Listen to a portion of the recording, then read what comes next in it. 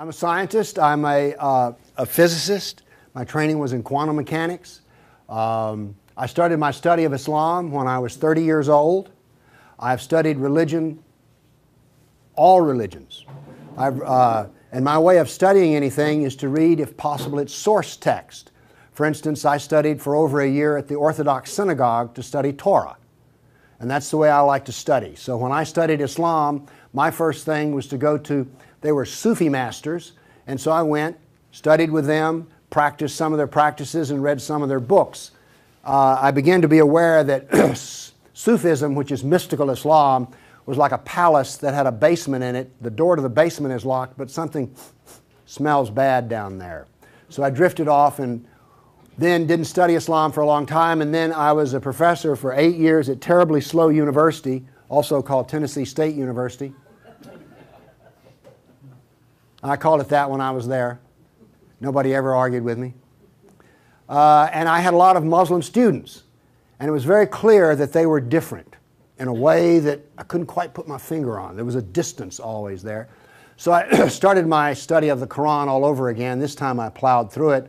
Long story made short, on 9/11, I saw the second plane hit the second tower. I stood up and I said, "It is jihad, Islam is here."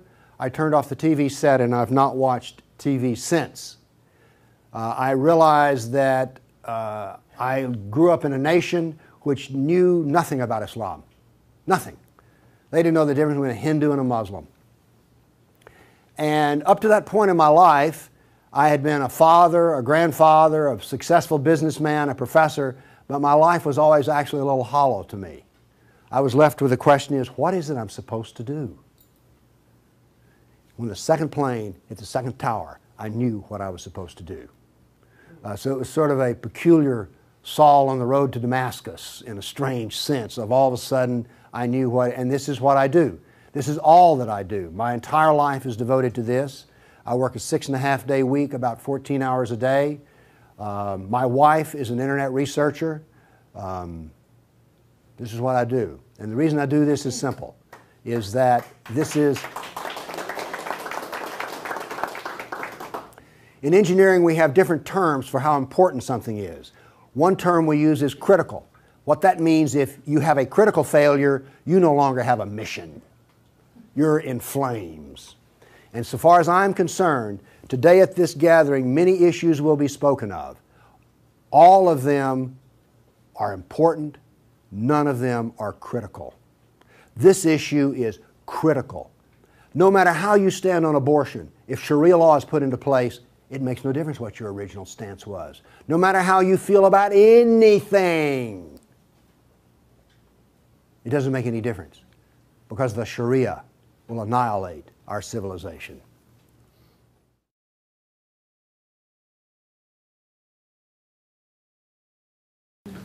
I was asked to speak today on the subject of radical Islam.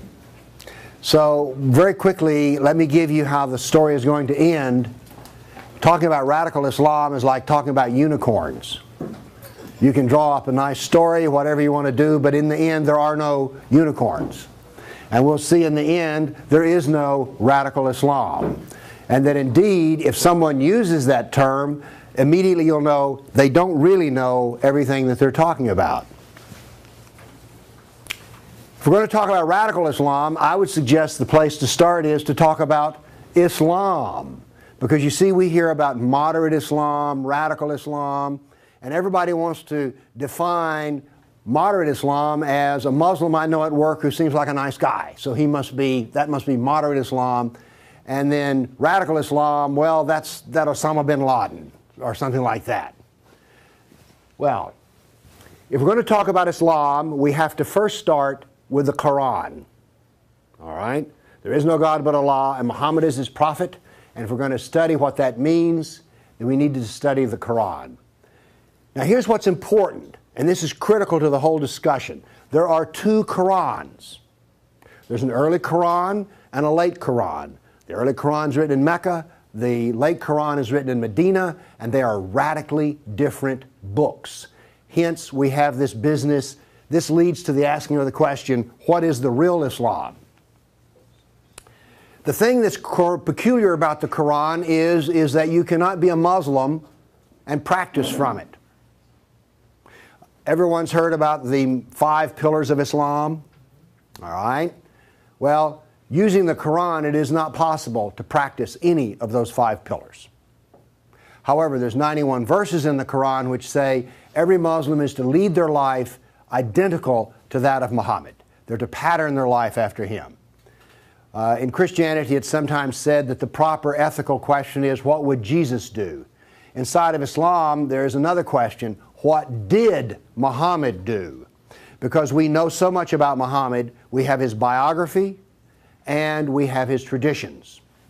And the hadith are what his traditions are, and these hadith can be, the shortest one is, war is deceit. And the longest one's about 1.5 pages, a letter he wrote to a Byzantine ruler.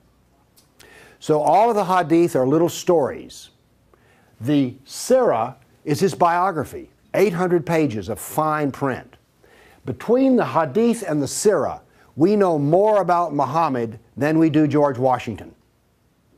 We know Muhammad's most intimate habits. When I say his most intimate habits, how he went to the bathroom, how he had sex, what foreplay was like for him, all right? How he lay on his back. When he spit, did he spit to the left or the right? How did he drink a glass of water? We know all of these things about Muhammad because every Muslim is to do everything as he did it. Hence the question, what did Muhammad do? Now you'll notice that the Quran, which is on this, so we have Hadith, Sirah, Quran, and the Quran looks small in comparison to them. Oh, before we go further, I have found that when I say Islam, people think Muslim. As a matter of fact, this turns out to be one of the critical things about any discussion of Islam in America. People do not know what Islam is, in spite of the fact it has a definition. And so instead, Islam is whatever Muslims do. So if I'm talking about Islam and I say something about Islam that they go, ooh, that's kind of horrifying, they say, oh, Bill, when you say that Muhammad averaged an event of violence on the average of every 6 weeks for the last 9 years of his life, that's hate speech. And you're hating Muslims. How come a statistical fact is hate speech? And how come I'm talking about a book, the Sirah and the Hadith, and they're confusing it with a Muslim? I have been called by the Southern Poverty Law Center as one of the top 10 bigots in America. Why? Because they say I'm a Muslim basher. This is as close as I get to talking about Muslims. I talk about doctrine. I talk about words on a piece of paper.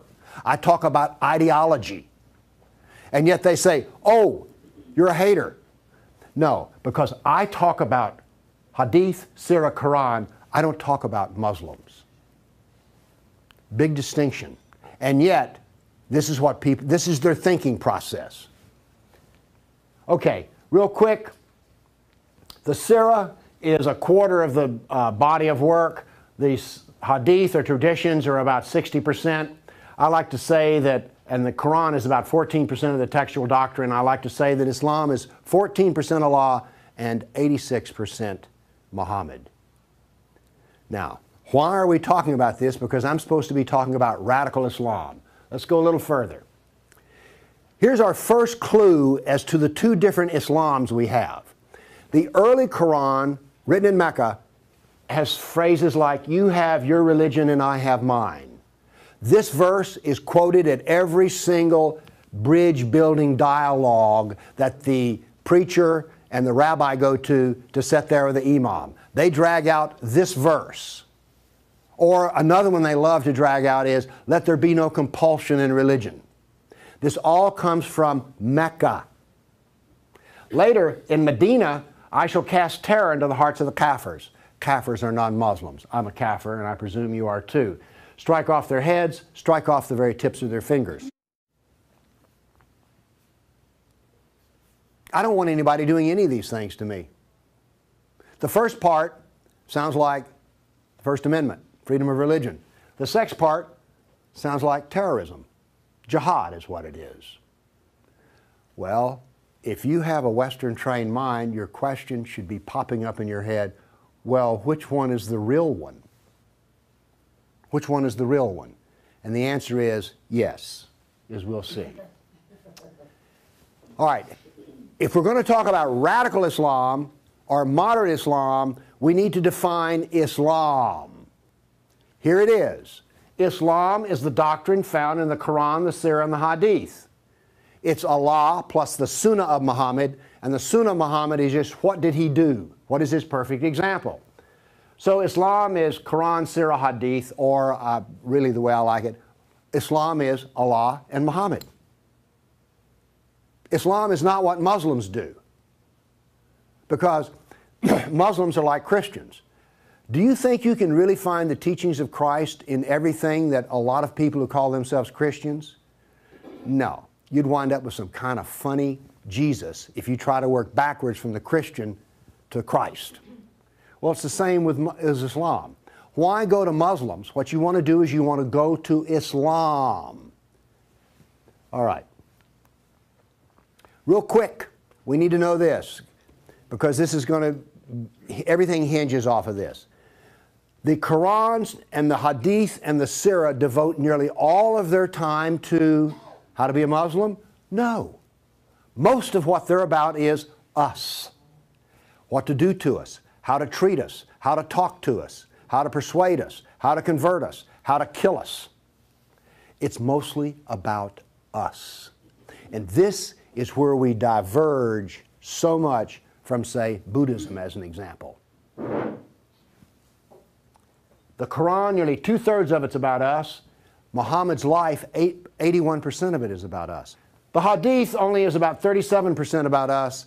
The three sacred texts of Islam, over 50% of it is about us. And by the way, in essence, we've defined the Bible of Islam here as well. Let me make this clear. The Quran is not the Bible of Islam. It's one of three sacred texts. All right? Islam is not the worship of Allah, it's the worship of Allah and the imitation of Muhammad. And the imitation of Muhammad is more important than the worship of Allah. Okay, so that's about us, and here's why that's important. Political Islam is the Islamic doctrine that deals with the kafir, which is all I care about. I don't care about how to pray in Islam. I don't care about that at all. What I care about is how I am treated. Well, gosh, that sounds a little egocentric, doesn't it, Bill? Yeah, call it that if you want to, but I want to know the part of Islam that is about me. Political Islam. Because I am not included in the religion, nor are you. But you are included in this part of Islam. And this is why we're involved with Islam. If Islam were just Mecca, I wouldn't be here. I'd be in my wood shop, which is where I was on 9/11. Okay. Cast terror into their hearts. That's a verse about jihad. Now, you have been led to believe that jihad is, there's 2 or 3 verses, and then there's all that violence in the Old Testament. Okay? Well, first off, notice something about the jihad.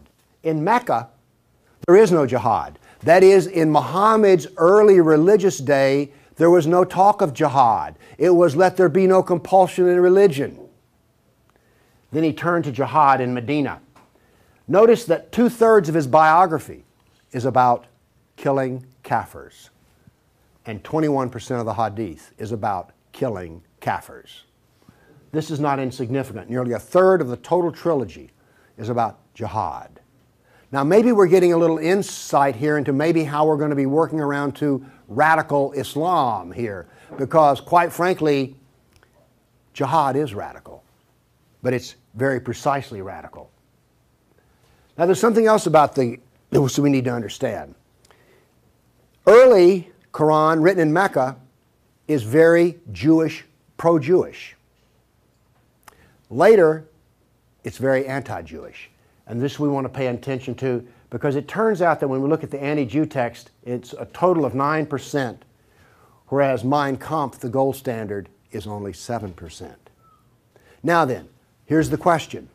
Is Islam pro-Jewish or anti-Jewish? Yes, it's both.